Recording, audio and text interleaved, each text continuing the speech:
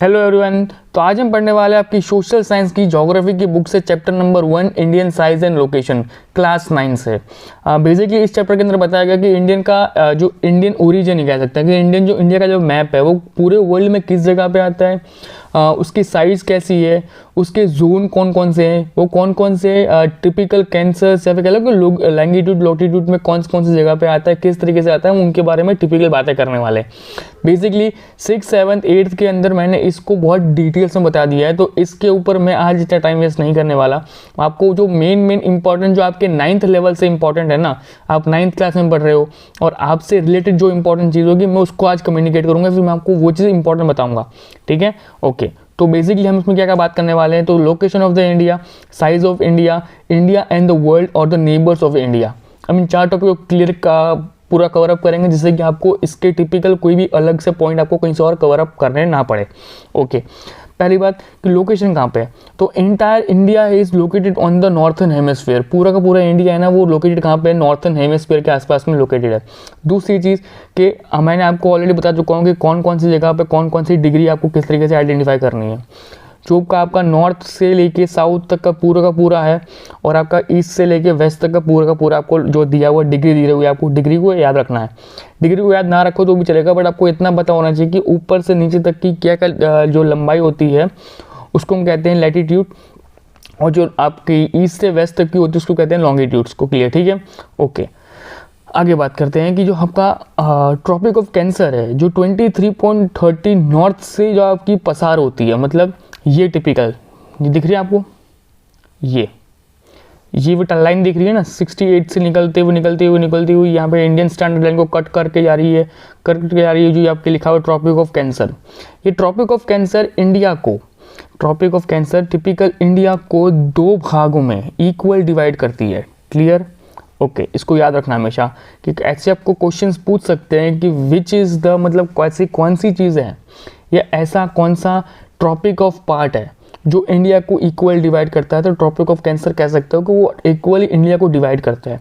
दूसरी चीज़ कि नॉर्थन का जो सबसे डीप पार्ट है, मतलब ऊपर जो आपका जम्मू कश्मीर वाला जो पूरा पार्ट है ना, उसका जो पूरा लास्ट पॉइंट कह सकते हैं कि जहाँ पे इंडिया का नॉर्थन पार्ट एंड होता है, मतलब जहाँ पे जम्मू कश्मीर वगैरह सब कुछ एंड होता है ना, वो कहाँ पे है, तो उसको हम कहेंगे सियाचिन ग्लेशियर्स या फिर इंदिरा कोल। ये आपका नॉर्थ साइड का पॉइंट का लास्ट पॉइंट है। क्लियर, वही सेम साउथ का है, तो साउथ का सबसे लास्ट पॉइंट कौन सा है, जो निकोबार आइलैंड्स। क्लियर, याद रहेगा, बहुत इजी टॉपिक्स है, बहुत इजी, एकदम शॉर्ट में बता रहा हूँ जिससे कि आपको याद रहेगा। आगे बात करते हैं कि इंडिया का साइज कैसा है, तो India covering area of the 3.28 million square kilometres, और इंडिया टोटल पूरे वर्ल्ड का 2.4 एरिया कवर अप करता है जोग्राफिकली जितना भी वर्ल्ड का पूरा एरिया है ना उसका 2.4% एरिया इंडिया कवर करता है। ओके, दूसरी चीज़ की बात बताते हैं कि India is a world 7th largest country. ठीक है, वर्ल्ड के अंदर 7th नंबर पर सबसे बड़ा कंट्री आता है। दूसरी चीज़, जो आप वर्ल्ड मैप को देखते हो ना, उस वर्ल्ड मैप के अंदर आपको इंडिया छोटा दिखाया गया, मतलब टिपिकल रियल वर्ल्ड मैप को देखोगे ना तो उस रियल वर्ल्ड मैप के अंदर इंडिया बहुत बड़ा है। ठीक है, इनफैक्ट अगर आपको ये लगता होगा ना कि रशिया बहुत बड़ा आपको उन मैप में दिखाया गया है, तो वो रशिया इतना बड़ा है नहीं और इंडिया इतना छोटा नहीं है, अफ्रीका इतना बड़ा नहीं है कि जितना आपको वर्ल्ड मैप में दिख रहा है। कहीं ना कहीं अगर आप प्रॉपरली मेजरमेंट के रूप में अगर आप उसको स्पेसिफाई करोगे ना तो आपको दिखेगा कि India is one of the biggest country. अब आपको यहाँ पे सिंपल लॉजिक लगाना है कि इंडिया के अंदर India is the world 7th largest country, समझ रहे हो, लार्जेस्ट कंट्री है, 7th लार्जेस्ट कंट्री है। तो हमारे नीचे और कितने सारे कंट्रीज़ हैं ऑलरेडी, समझिए। मैं कॉन्टिनेंट की बात नहीं कर रहा हूँ, मैं कंट्रीज़ की बात कर रहा हूँ। तो इंडिया ऑलरेडी बहुत बड़ा एरिया कवर करता है, बट वर्ल्ड मैप के अंदर उसको बहुत छोटा दिखाया गया है ड्यू टू सम कंट्रोवर्शियल चीज़ें। बहुत सारी ऐसी चीज़ें हैं जिसमें डेमोक्रेसी वर्कआउट करती है, जिसके अंदर आपके ब्रिटिश लोग ने बहुत ज़्यादा हमारे पार्शियलिटी की हुई है। और कहीं ना कहीं लोग ये हिस्टोरियन लोग ये कहते हैं कि भाई जिस तरीके से ग्लोब के ऊपर हमको सब कुछ सेट चीज़ें करनी थी ना, जब ग्लोब्स को रेडी किया गया ना तो ग्लोब के अंदर हमको हर वो चीज़ को अच्छे से अंडर फिट करना था। ठीक है। टिपिकल 7 कॉन्टिनेंट को उनको एक छोटे से ग्लोब के ऊपर या फिर कह लो कि पेपर के ऊपर उनको उतारना था, तो कहीं ना किसी कंट्रीज़ को उनको छोटा दिखाना पड़ता या कई कंट्रीज़ को उसको बड़ा दिखाना पड़ता, जिससे कि सारा एरिया टिपिकल इक्वली डिवाइड हो जाए। तो आप टिपिकल देख सकते हो कि यूएस के वगैरह के जो जितने भी स्टेट्स वगैरह जितना कुछ है उनको टिपिकली प्रॉपर साइज में दिखाया हुआ है कि वो इक्वल इतने ही साइज में प्रीफर कर सकते हैं। बट साउथ अफ्रीका कह लो या नॉर्थ अमेरिका कह लो, ये सब कुछ अलग अलग चीज़ें दिखा रखी हैं। इंडायरेक्टली समझ लो कि भाई जो इस वर्ल्ड मैप को आप देखते हो ना, उस वर्ल्ड मैप के अकॉर्डिंग इंडिया इतना छोटा नहीं है, इंडिया बहुत बड़ा है। क्लियर? ओके, आगे बात करते हैं कि इंडिया हैज़ बी बाउंडेड, जो आसपास की जितनी बाउंड्रीज है ना वो कुछ कुल मिला के कुछ होती है 15,200 के आसपास किलोमीटर्स के आसपास की पूरी लेंथ है। कोस्टल एरिया कह सकते हैं, जो समुद्र के तट वाला एरिया है वो कितना है, तो आपका 7,516.6 किलोमीटर के आसपास का पूरा आपका एरिया है। दूसरी जो आपका ईस्ट वेस्ट अपीयरेंस है to be smaller than the northern southern expectations, जो आपकी नॉर्थ साउथ की पूरी जो ट्रेजेक्ट्री कह लो कि जो ऊपर का नॉर्थ से लेके साउथ तक का पूरा का डिस्टेंस है वो ईस्ट वेस्ट से स्मॉलर मतलब बड़ा है उससे। इंडिया समझ लो कि जो ईस्ट वेस्ट है वो छोटा है, समझ लो।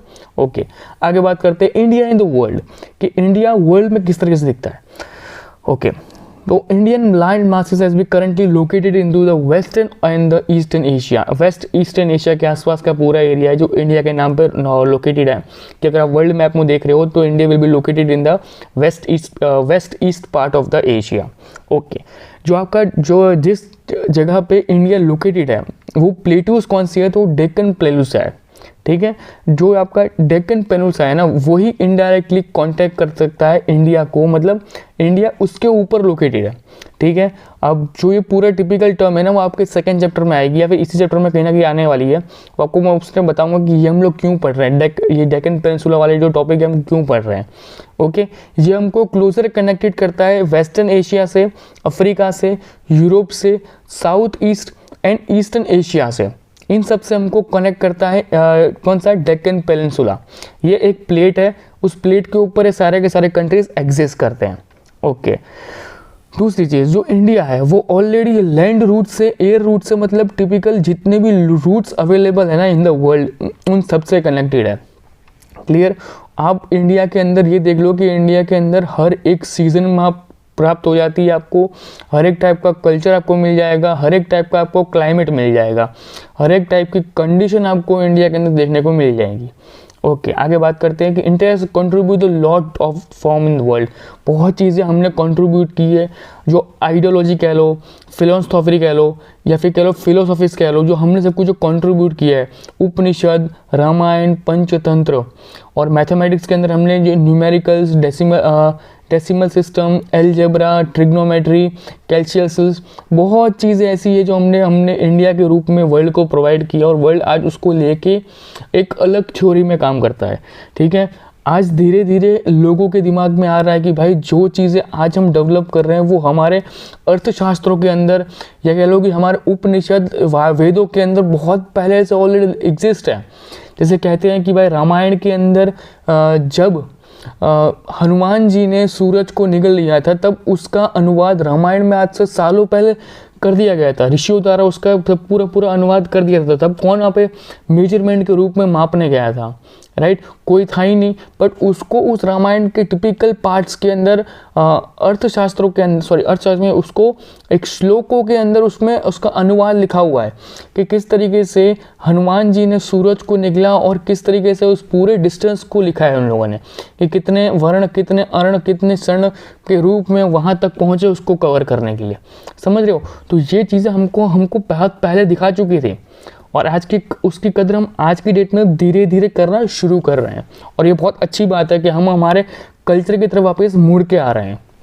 ओके, इंडिया के अंदर जो एग्रीकल्चर इन्फ्लुएंस है वो ग्रीक स्पिरिचुअलिटी का है। मतलब जो ग्रीकन लोग थे जिस तरीके से एग्रीकल्चर करते हैं ना वो हमारा स्टाइल से, मतलब हमने उनको किया था कॉपी कि क्योंकि देखो अपने यहाँ पे क्या था कि बहुत लंबे टाइम तक बहुत अलग अलग सिविलाइजेशन से राज किया है, तो हमारे पास टिपिकल चॉइस थी नहीं, बट हमारे पास एक चॉइस थी कि हम किसी बेस्ट को कॉपी कर सकते थे और उसको हमने कॉपी करके उसको मॉडिफाई करके हम लोग आज ज़िंदगी जीते हैं। उसको हम कहते हैं वेस्टर्न कल्चर्स या फिर वेस्टर्न एशिया कल्चर सिस्टम कहते हैं, एग्रीकल्चर सिस्टम कहते हैं, जिसके अंदर एक डिफरेंट टाइप की खेती की जाती है जो बहुत ज़्यादा प्रोड्यूस करती है। हर वो चीज़ जो जितनी ज़मीन की उत्पत्ति होती है ना उससे ज़्यादा डबल वो प्रोड्यूस करवाते हैं ज़मीन के द्वारा।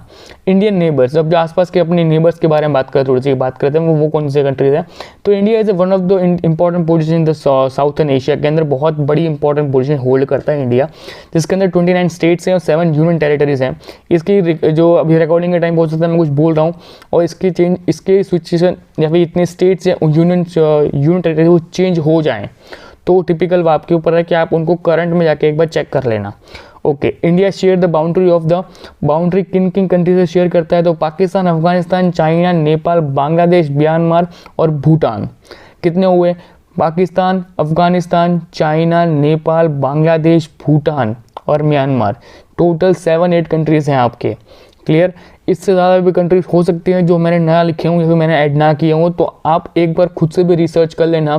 जहाँ तक मेरा नॉलेज कहता है वो इतने कंट्रीज इनफ है आपके एग्जाम पर्सपेक्टिव से, आपको इससे ज़्यादा डिटेल में नहीं पूछ सकता कोई।